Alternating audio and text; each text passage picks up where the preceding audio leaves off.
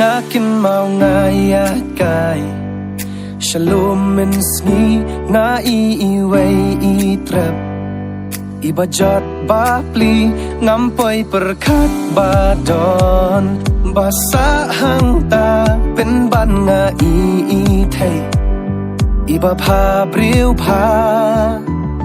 Nagduot ng tamen sim jong nga kasngauling Nakwa bantip iday mano shisha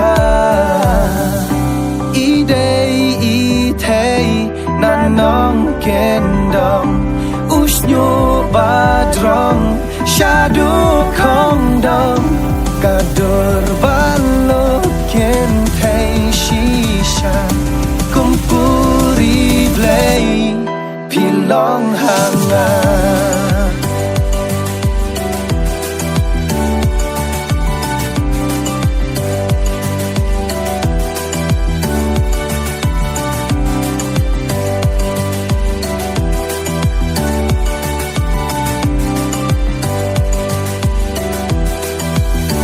Habang yai Ipu samki Iong ngakren kanre Yak ton yo pi Hang ta kenya keli Kerteng jong Iong hach nong jenga Ong ngang ka thay Nado nang ta men sim jong Kas ngau ling Ngayay perkat kum no in long Jong